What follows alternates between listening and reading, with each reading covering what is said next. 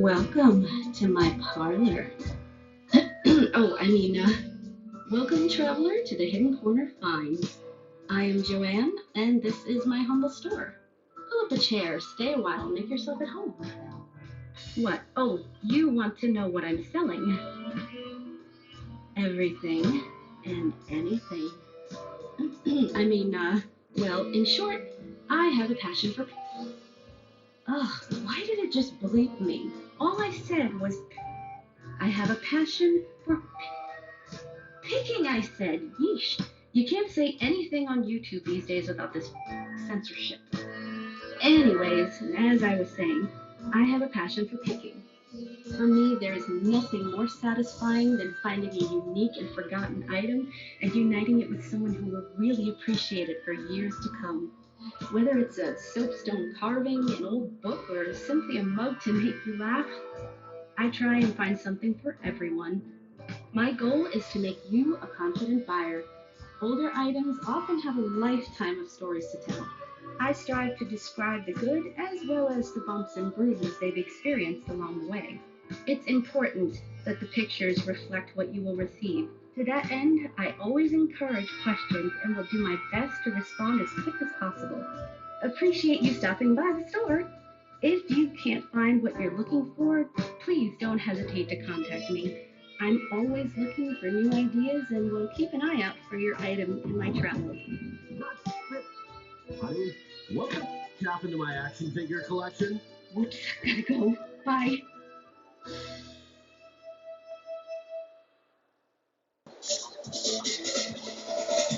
And welcome back to Toy Thursday with Johnny Tiger on Thursday, June 13, 2024. Now, this lady that's opening the show for us today is pretty much goes without introduction. I think anyone who grew up in the 80s and 90s who remotely got into video games would know who she is. Yes, this is Chun-Li from Street Fighter, the childhood crush for many, many boys, teenage boys growing up in the 90s. Yes. Um, this version of Chun-Li was made by Sota Toy in the early 2000s. Yeah, I do not have the uh, new and improved version being put out by Jada Toys right now.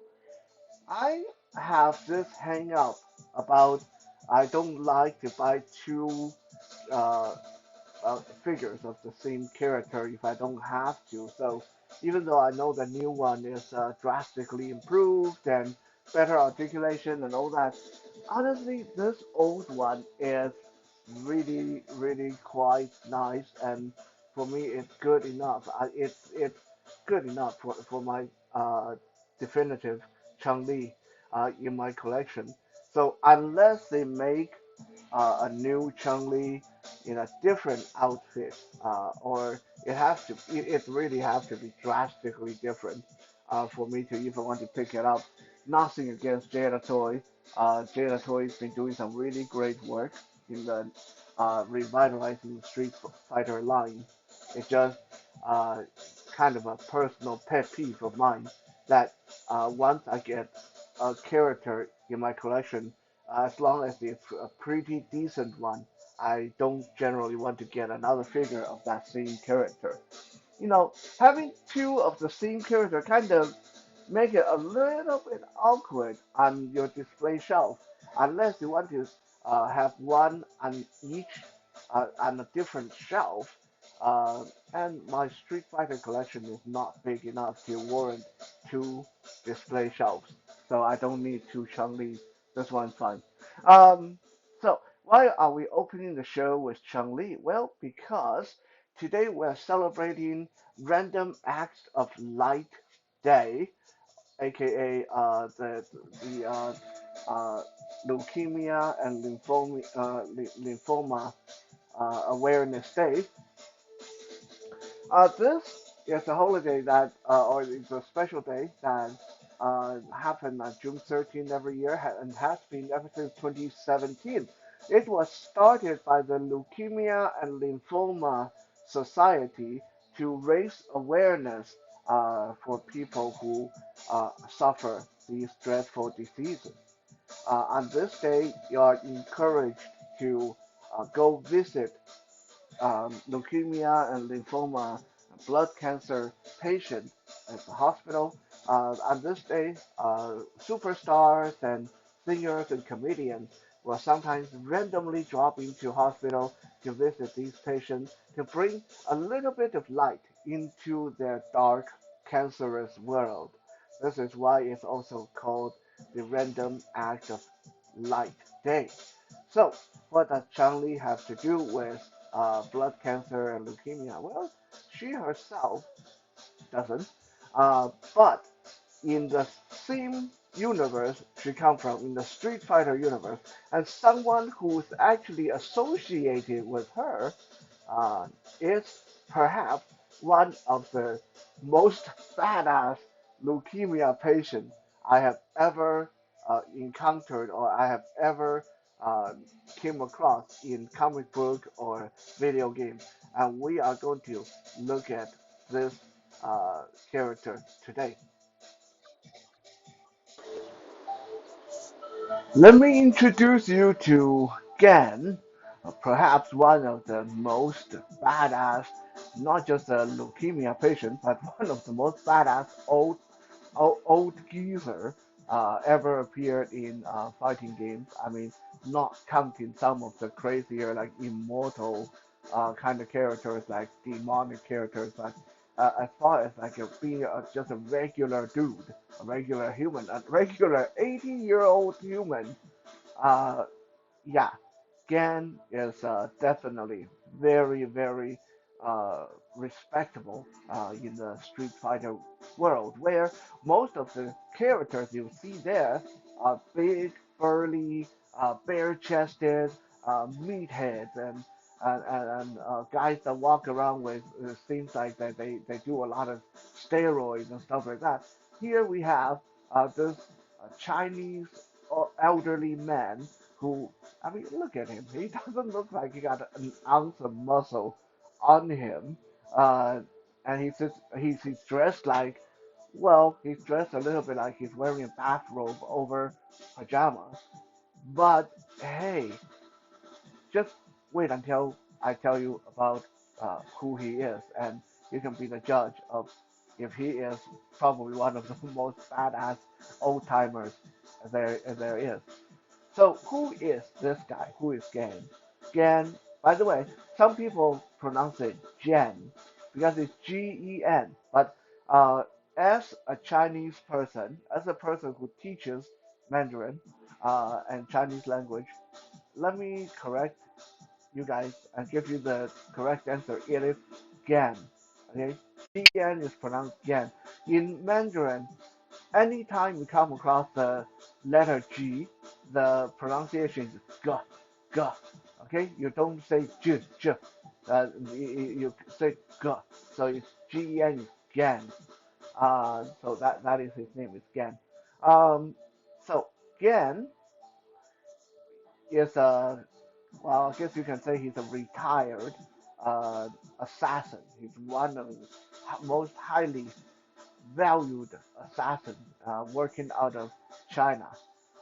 And even in his old age, he has developed two styles of fighting that is his own style of martial art called the Ansatsikan, he has a morning style and then the hatred style.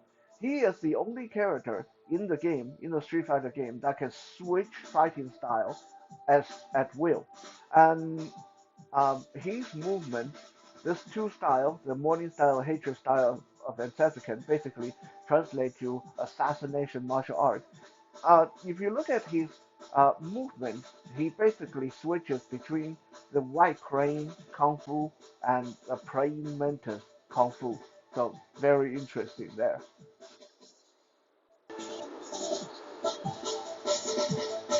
As far as we know, there's only a few people he's ever trained in his time. There's young fighter Yang and Yang. Those are the two his two young disciples, and also it is said that he trained none other than Chang Li's father. Chang Li, as a lot of us know, in her storyline, her father was a high-ranking detective, police detective. He was trying to track down some criminals, and he got murdered by the game's big bad, Master Bison, and that's what set Chun-Li onto a path of revenge and training to be the strongest woman in the world. So it turned out that Chun-Li's father was a martial artist as well, and he learned his martial art directly from old Gan himself, one of the best assassins ever. Um, Following Gan's storyline, uh, it was later revealed that the reason that he appeared in the Street Fighter tournament was because he has contracted uh, leukemia and he was dying, and he decided that he wanted to fight a worthy opponent and die at their hand rather than die in his sick bed.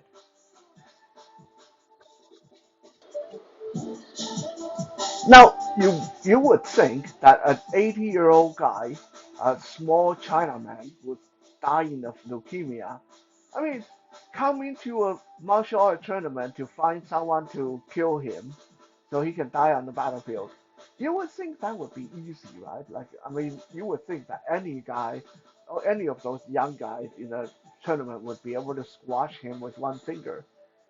Well, it turned out that this old man, even dying of leukemia, was able to go toe to toe against one of the game's most deadliest, dangerous fighter, the infamous Akuma himself. Now, we've talked about Akuma in the past. He is basically God in Street Fighter universe. Uh, Outside of maybe Ryu, but because of Ryu is like, he's a protagonist, he's a hero. So obviously he got a little bit of a plot shield, plot armor there. But Akuma is basically the force of nature. That one guy who's so badass that no one survived against him in the entire game. He is so scary that he can destroy an entire island with one wave of his hand. That's how scary Akuma is. Old Gan here went toe to toe against Akuma in the tournament, and it was only when Akuma realized that, hey, wait a second, you're not at your best, and I Gan revealed to him that, yeah, I'm kind of sick, I'm dying of leukemia, and Akuma was so shocked, and he decided not to continue the battle because he he, he decided that uh, to beat Gan in this battle would not be honorable. And we later find out that when Gan was younger, when he was healthy, he said that in the entire world, only one person has survived against his ultimate technique, and that person was Akuma. And because Gan again was so impressed, he decided to let Akuma live so they could meet again and fight again later. Okay, I don't know about you, but if we look at that storyline again, he let Akuma live. Okay, so that means this guy could have killed Akuma back then when he was younger. Again, we are talking about Akuma, the ultimate evil, the most dangerous, deadly uh, person in the entire Street Fighter universe. And this old guy, once upon a time, could have killed him. So, yeah, I am totally impressed. Okay, so that is basically the backstory for Gan. Um, he ticks a few boxes for me. Okay, let me be honest. When he was introduced in the game, he first appeared in the Street Fighter One back in 1987. I never played that one, when I first came across Gan was in the Street Fighter Alpha video game in the mid 90s, I think 1996 maybe, and I wasn't very impressed. I wasn't very impressed. Nothing against him. I liked his story. I loved what he stand for, but the play style is not my favorite. Like when I play video game, I prefer power characters. I prefer characters that can either move really fast or hit really hard, preferably both. Um, Gan didn't have any of that. Like he was one of those characters that you need to be very precise to get really good with him. So I didn't like him. Um, but personally speaking, this character really called out to me on several levels. Number one, okay, number one, he's Chinese. Me being Chinese, you guys know this. I'm always very partial to not only uh, representation of Chinese characters, but especially when they're really badass, like Gan here, then I am totally for it. Hooray for uh, badass Chinese characters.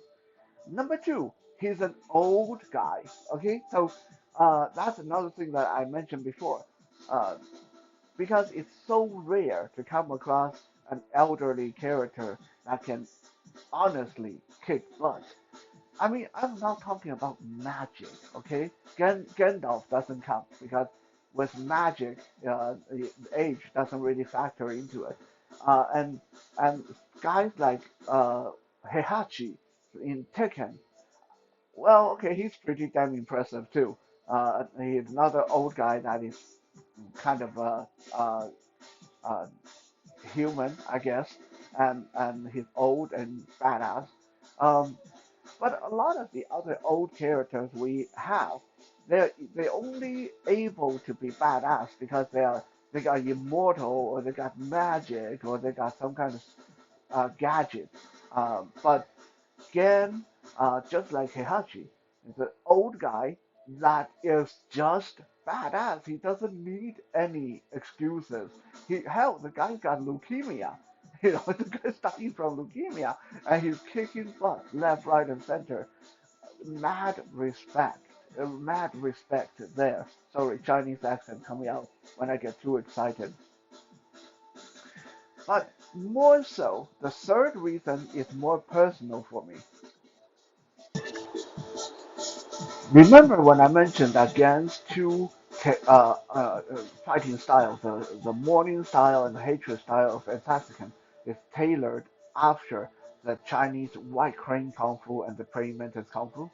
Well, it just happened those two are the few Chinese martial arts that Johnny Tiger has dabbled in myself. So, uh, having a character that practices or uses a movement that I'm familiar with, it's so bloody cool. I guess that's why a lot of people who know karate will enjoy the karate characters, and people who do boxing will enjoy boxing characters because you can relate to their movement.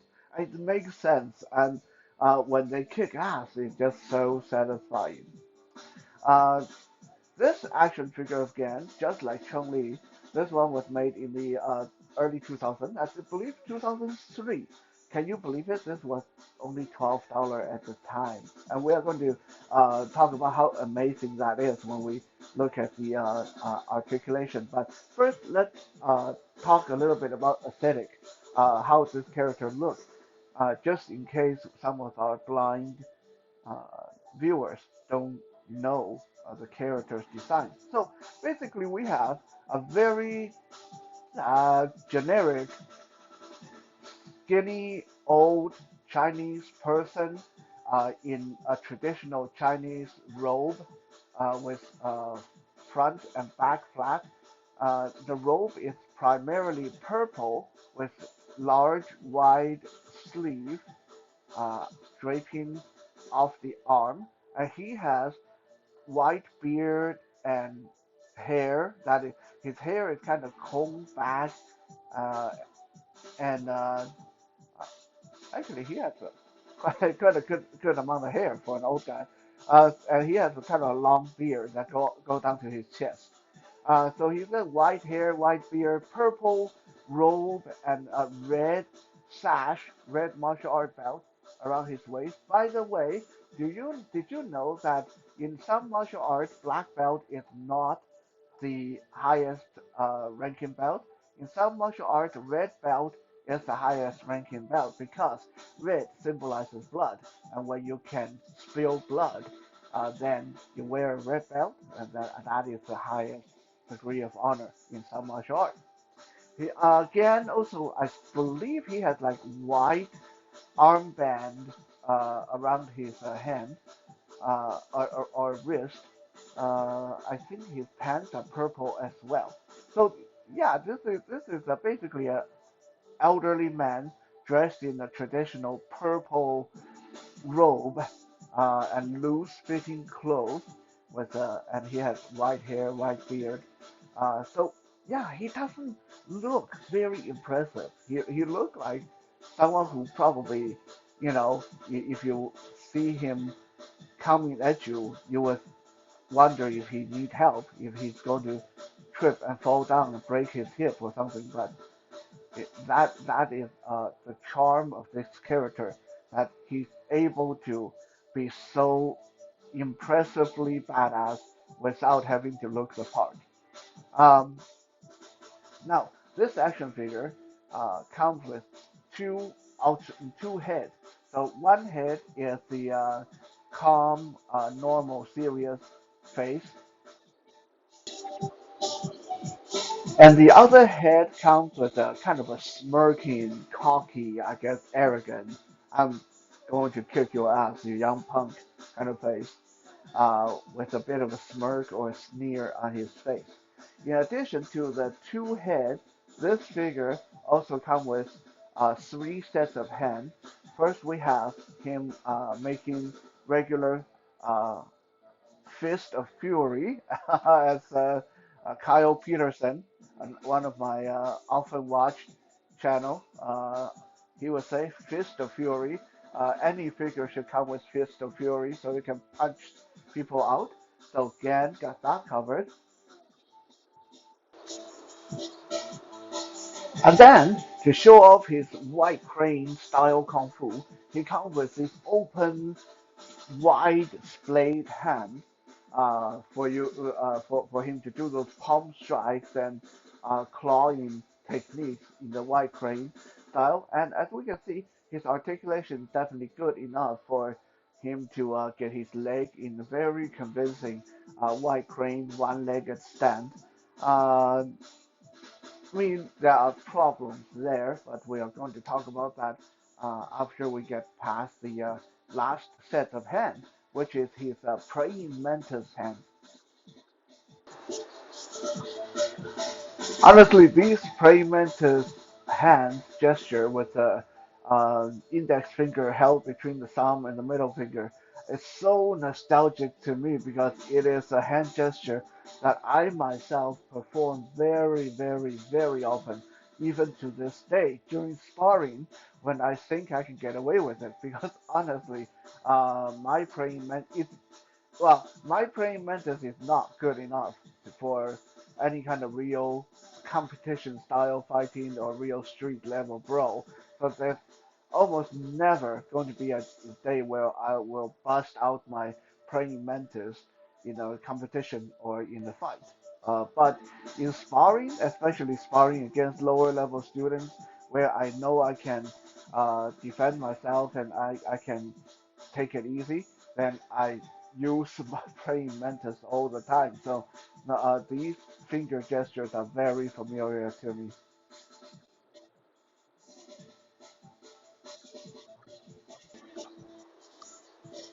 Now let's quickly look at Gan's articulation because it's actually quite impressive for a figure that was made in the early 2000s. Pull the camera back a little bit to give my hand some room. So first, put your arms down.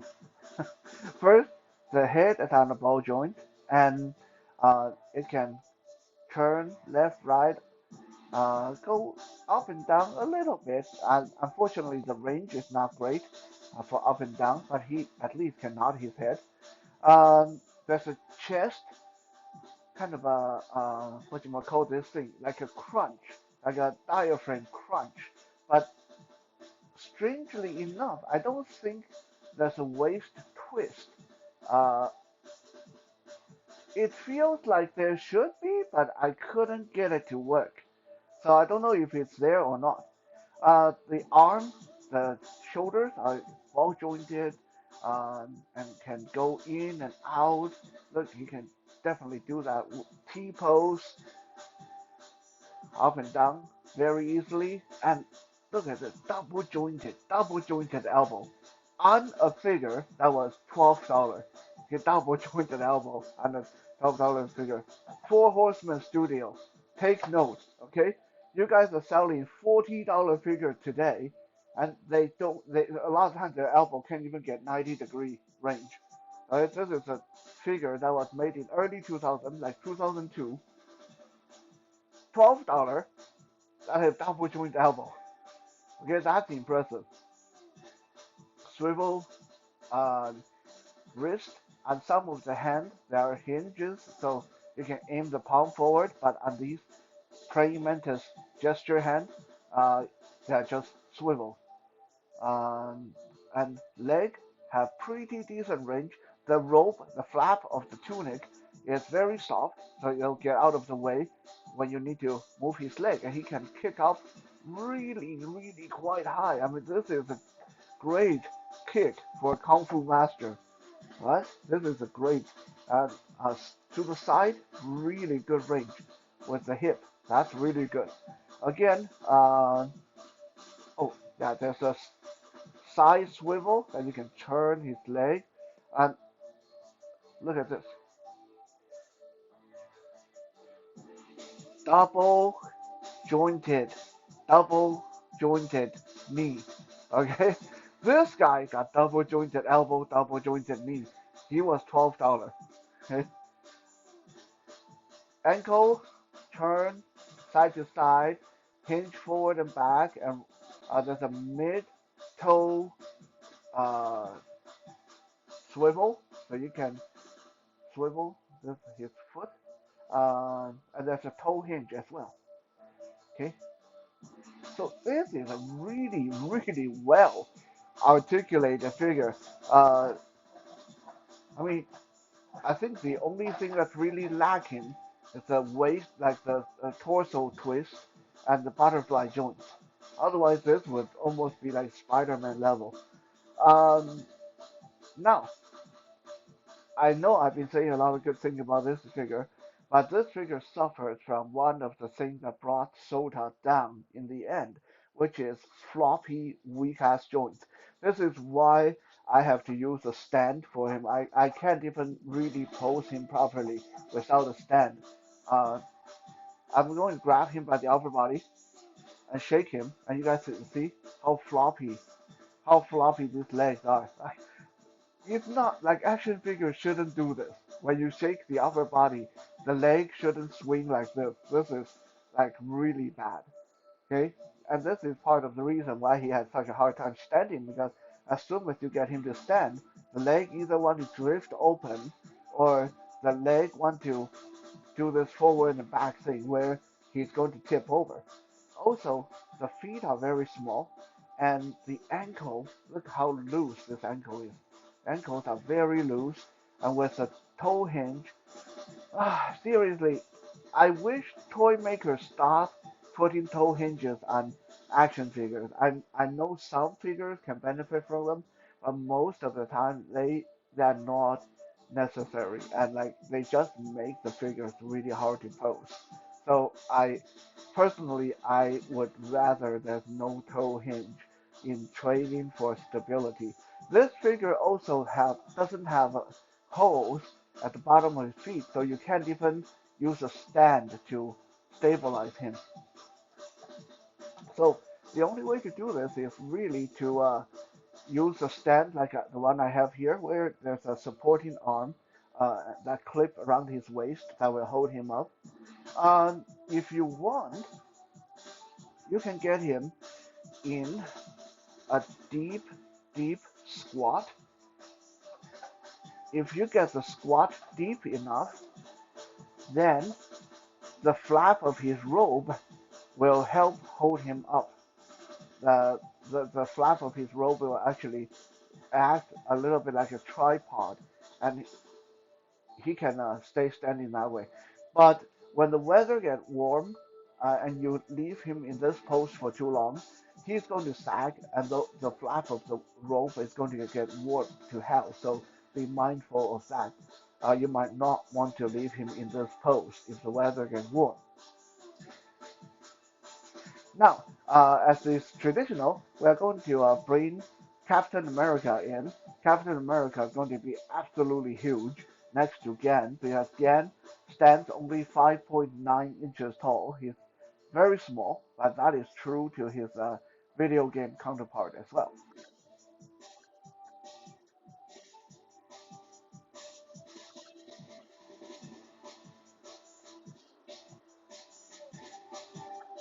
The camera is not letting me pause, so I'm just going to uh, grab Captain America from the back here.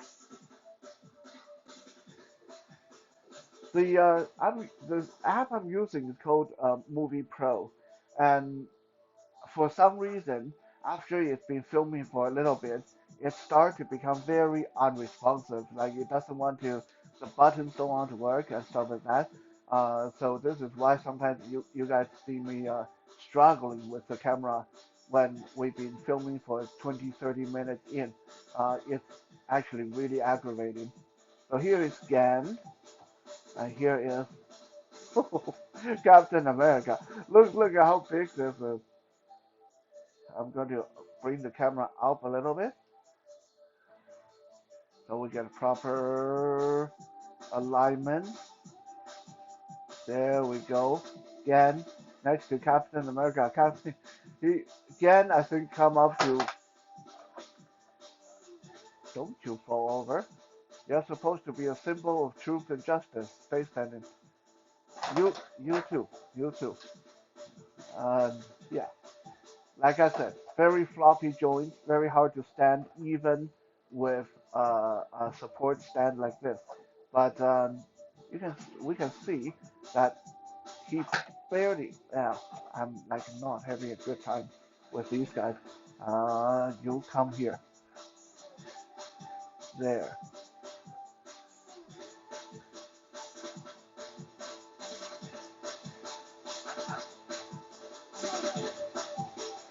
Not sure why Captain America giving me a hard time here.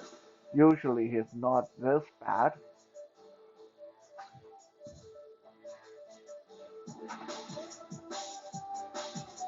Anyway, you guys can see this that Gan kind of come up to Captain America's shoulders. Um, so yeah, comparing to a lot of the 6-inch figures today, Gan is going to appear to be quite small indeed. We're going to put Captain America aside. We're going to bring in some of my other Chinese Asian characters, and we're going to have a big uh, final shot with the uh, Asian influence characters. Here's Chang Li. Here is Shaolin. And there go again. Look, you are supposed to be the great assassin, master dude. Stay standing. Okay? So, let me squeeze Shaolin in here. This Shaolin from Shang-Chi, Legend of the Ten Rings. Great movie if you guys haven't seen that. Why is she not wanting to stand? I'm like having such a bad time with trying to get figures to stand tonight. Uh, Figures with small ass feet are going to be the death of me.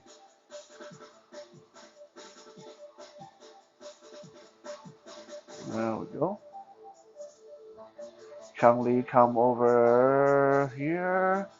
And we'll grab one more. Here is uh, Here is Shang-Chi. This is not the movie version. The movie version was never this buff. This is the comic book version. So we'll get him a little bit in the back here.